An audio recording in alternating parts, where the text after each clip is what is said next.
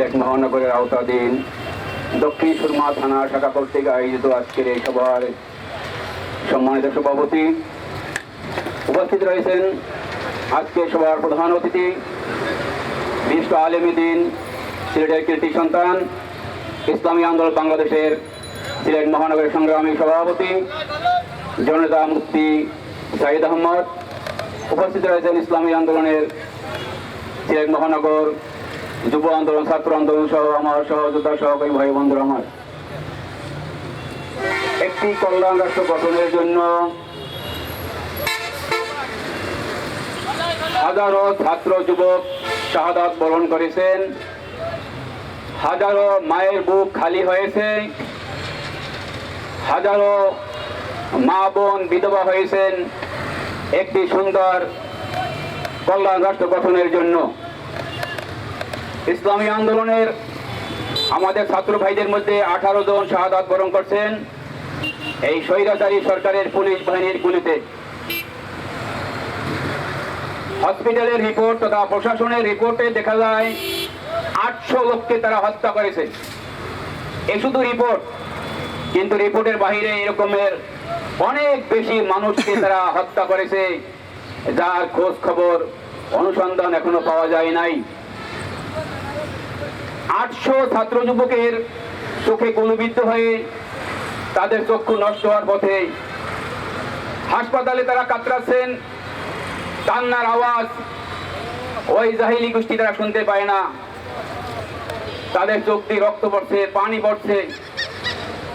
শত শত যুবকদের পা কেটে ফেলা হয়েছে। ঢাকা একটি কলেজের ছাত্র, তার পাটা কেটে ফেলা হয়েছে।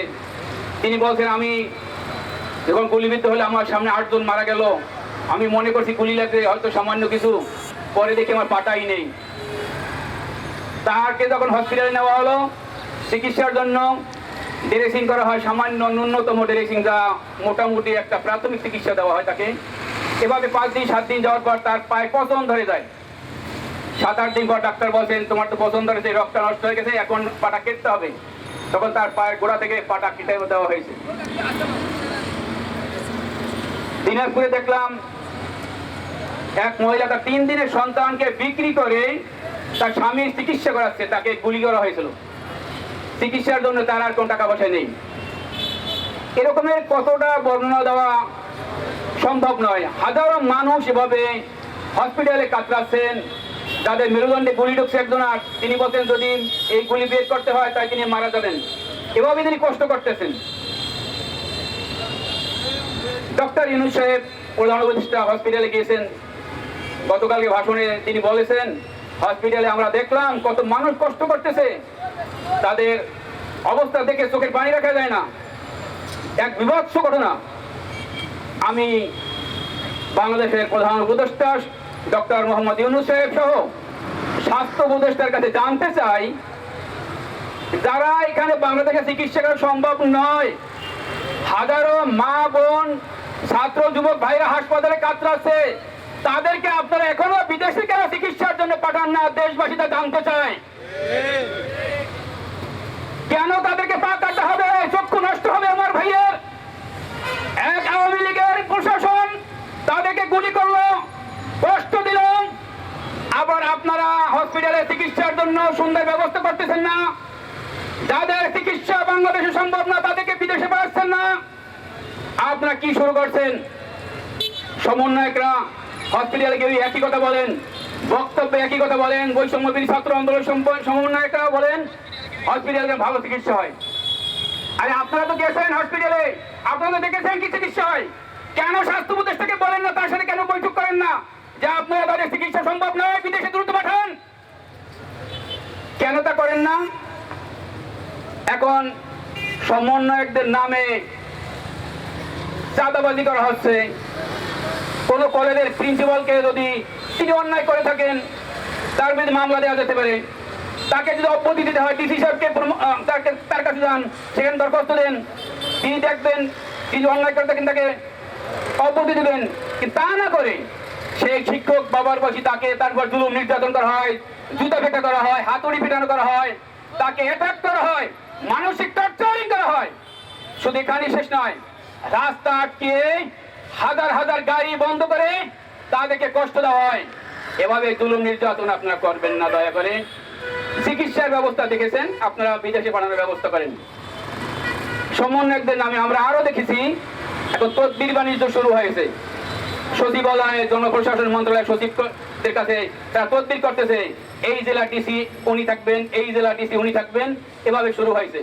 এটা নিয়ে যারা 15 বছর বৈষম্য শিকার হয়েছে, মেধাবী যারা ছিলেন বিসিএস ক্যাডারের, তারা ডিসি হওয়ার যোগ্য, তাদেরকে পলায়ন করা হয় নাই, তারা আন্দোলন সংগ্রাম করেছেন এবং সেই সমন্বয়কদের নাম বলেছেন। তখন দেখা যায় 8-10 জন ডিসিকে আবার চেঞ্জ করা হয়েছে। তাহলে আপনারা এই সমন্বয়কদের নামে এই যে বাণিজ্য, এটা বন্ধ করুন। যদি তিনি সমন্বয়ক হয় তাকে অব্যাহতি দেন, আর যদি সমন্বয়ক না হয় তাকে শাস্তির আওতায় আনুন। তা না করে আপনারা নিজেরাই প্রশাসনিক ক্ষমতা হাতে নেবেন না। দেশের জনগণ আপনাদেরকে কিন্তু এখন অবজারভেশনে রেখেছে, দেখতেছে আপনাদের কার্যক্রম। আপনারা যে ন্যায় নীতিভাবে চলেন, উপদেষ্টা পরিষদ যদি সঠিকভাবে চলে বেশ ভালো কথা, না হয় কিন্তু ব্রিগেডিয়ার শওকতের মতো অবস্থা হবে। সংগ্রামী ভাইরা আমার, আপনারা দেখেছেন কোথাও যদি একটা মারামারি হয় হাজারো মানুষের মামলা হয়। সাংবাদিকদের যদি একজনে ভুল করতে পারে দেখা যায় 100 সাংবাদিকদের নামে মামলা হয়। যদি অপরাধী হয় 5 জন, যদি 500 জনের নামে মামলা হয়, মামলাটা দুর্বল হয়ে যাবে, এই কোর্টে মামলা টেকবে না, সমস্ত আসামি খালাস হয়ে যাবে, মুক্তি হয়ে যাবে। তাহলে আপনারা কি করতেছেন? এই সমস্ত মামলা দেওয়া বন্ধ করুন। সুনির্দিষ্ট কোনো অভিযোগ থাকলে, কেউ অপরাধী হলে তার বিরুদ্ধে মামলা দিন। হাজার হাজার মানুষের বিরুদ্ধে মামলা দিয়ে এই মামলাগুলোকে দুর্বল করবেন না। সাংবাদিকদের বিরুদ্ধে মামলা হচ্ছে। সিলেটের একজন সাংবাদিক ছিল, স্বনামধন্য সাংবাদিক, তিনি এটিএম তুরাব কোর্ট পয়েন্টে পুলিশের গুলিতে, সরাসরি দিনের বেলা পুলিশের গুলিতে নিহত হয়েছেন। আমি এর তীব্র নিন্দা প্রতিবাদ জানিয়ে এই নিহত সাংবাদিক এটিএম তুরাবের মাগফিরাত কামনা করছি এবং তার শাস্তি দাবি করছি। পুলিশে এসে যত বড় কর্মকর্তা হোক না কেন, তাকে আইনের আওতায় এনে তার শাস্তি দাবি জানাচ্ছি। এবং এই বাংলাদেশে এই গণমান্য বন্ধ করতে হবে। গণভবনের যে জায়গা আপনারা বলছেন জাদুঘর করবেন, আমি বলবো জাদুঘর করেন, এতে আমার আপত্তি নেই। তবে জায়গা তো কম নয়, সেখানে যারা নিহত হয়েছেন, যারা শাহাদাত বরণ করেছেন, তাদেরকে একটু বাসার ব্যবস্থা করে দেওয়া হোক।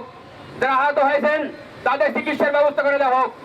তা না হলে আপনারা যদি আপনাদের দায়িত্ব সঠিকভাবে পালন না করেন, এদেশের জনগণ কিন্তু আপনাদেরকেও ক্ষমা করবে না। আপনারা দেখলেন বন্যা হয়েছে, ডক্টর ইউনূস সাহেব সেই বন্যায় কারা সহযোগিতা করছেন? বলছেন স্কুল, কলেজ, বিশ্ববিদ্যালয় সহ বিভিন্ন ব্যক্তিরা সহযোগিতা করছেন, একবারও আলেমদের নাম নিয়েছেন না। অথচ ইসলামী আন্দোলন বাংলাদেশ সহ গোটা দেশের আলেম ওলামারা জান মাল দিয়ে সাহায্য করেছে। সেখানে বিশ্বের চরমনায় নেতাকর্মী এখনো রয়েছে, দিনের দিন দিয়ে তারা বাড়িঘর তৈরি করছে। গতবার দেখছি কয়েকটা বাড়িঘর ব্যক্তি করে তুলে দিয়েছেন। আপনারা তো এখানে বসেই বৈষম্য করতেছেন। উপদেষ্টা পরিষদে বসে বৈষম্য করবেন আর বৈষম্য বিরোধী আন্দোলন করবেন, এটা দেশবাসী মেনে নিবে না। ওলামায়ে কেরামের অবদান আপনারা ছোট করে দেখার সুযোগ নেই। ইসলামী আন্দোলন বাংলাদেশ এই বৈষম্য বিরোধী আন্দোলন, ছাত্র যখন আন্দোলন শুরু করেছিল, যখন 6 জন সমন্বয়ককে গ্রেপ্তার করা হয়েছিল, তখন কিন্তু তাদের থেমে গেছিল, স্থগিত হয়ে গেছিল। তখন নায়েবে আমির বলেছিল এই আন্দোলন যদি বিফল হয়, আওয়ামী লীগ সরকার কিন্তু এমন ভাবে তারপর শুরু করবে, কোন নেতা কর্মীরা মাটির নিচে থেকেও চুপ করে বসে থাকতে পারবে না। সেদিন তিনি নিজে কারফিউ ভঙ্গ করে লক্ষাধিক লোক নিয়ে সেই সাহাবেক ছাত্রদের সাথে ঐক্যবদ্ধ ঘোষণা করেছিলেন। আপনারা ওলামায়ে কেরামদের পরামর্শ নিন। বৈষম্য বিরোধী ছাত্র আন্দোলন সমন্বয়কদের বলবো, নিজেদেরকে যে জ্ঞান, আপনার শিক্ষিত মানুষ, আপনাদের বুঝ আছে, তারপর মুরব্বীদের পরামর্শ, আলেম ওলামাদের পরামর্শ নিয়ে সামনে চলুন। আপনার উপদেষ্টা পরিষদ বারবার চেঞ্জ করবেন না, যারা ইসলাম বিরোধী রয়েছে। আমরা দেখি নতুন করে কিছু লোক নিয়োগ পেতেছেন শিল্পকলা একাডেমি সহ বিভিন্ন জায়গায়, তারা ইসলাম মুসলমানদের প্রতি কথা বলতেছেন। তারা বলছেন 2024 সালে এসে মেয়েদেরকে বোরকা পড়তে হবে, আজ ওয়াজ মাহফিল দিয়ে বন্ধ করার চেষ্টা করতেছেন। আর এই আওয়ামী লীগ জুলুম নির্যাতনের কারণে বাংলাদেশ থেকে একটা পরে ভাই পালিয়ে ভারত যেতে পারেছেন। আপনারা ইসলাম দেশ ও মানবতার বিরুদ্ধে অবস্থান নেন, আপনারা কিন্তু একটা ভোট ছাড়া এই বাংলাদেশ থেকে তাড়িয়ে দিতে হবে।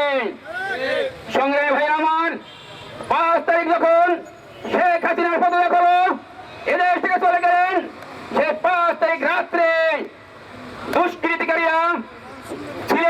সারা বাংলাদেশের প্রশাসনিক ভবনগুলোকে আঘাত করলো, আগুন দিয়ে জ্বালিয়ে পুড়িয়ে হাজার হাজার অস্ত্রগুলোকে লুটপাট করলো। আপনাদেরকে ক্ষমতায় বসার জন্য, চাঁদাবাজ আর সন্ত্রাসীদেরকে ক্ষমতায় বসানোর জন্য এই ছাত্ররা রক্ত দেয় নাই। ছাত্র রক্ত দিয়েছে দেশের জনগণ, ইসলাম, দেশ ও মানবতার মুক্তির জন্য। অতএব আপনারা আওয়ামী লীগের ভূমিকায় পালন করবেন না। আপনারা এখনো ক্ষমতায় যেতে পারেন নাই। শুধু একটি ইন্টারনিং গভর্নমেন্ট আসছে, এর মধ্যে আপনারা লুটপাট শুরু করছেন। 18,885টা রাইফেল এখনো লুটপাট রয়েছে। এই অস্ত্রকে উদ্ধার করতে না হয় আমাদের জনসাধারণের ক্ষতি হবে, এই দেশের ক্ষতি হবে, সাধারণ মানুষের জানমালের নিরাপত্তা থাকবে না। আমি আশা করব সমন্বয়কারীরা যদি কোন জায়গায় সমস্যা দেখেন আপনার উপদেষ্টা পরিষদের সাথে বসুন, তাদেরকে বলুন। যদি কোনো ডিসিশন অন্যায় করে থাকে তাদেরকে বলুন তাদেরকে চেঞ্জ করার জন্য, কিন্তু তা না করে আপনারা নিজের হাতে ক্ষমতা তুলে নেবেন না। ইসলামী আন্দোলন বাংলাদেশ আছে এবং ভবিষ্যতে ইসলাম, দেশ ও মানবতার মুক্তির লক্ষ্যে আন্দোলন সংগ্রাম করিয়ে চালিয়ে যাচ্ছে। আমরা সেই সংগ্রামে সিলেট বার্ষিক আহ্বান জানাবো। আপনার আওয়ামী লীগ শাসন দেখেছেন, বিএনপি শাসন দেখেছেন, আমরা এদের আর দেখতে চাই না। আমরা চাই ইসলাম, দেশ ও মানবতার লক্ষ্যে বিচার জন্মানের নেতৃত্বে একটি কল্যাণকামী রাষ্ট্র গঠনের আহ্বান জানিয়ে আমার বক্তব্য শেষ করছি। আল্লাহ হাফেজ।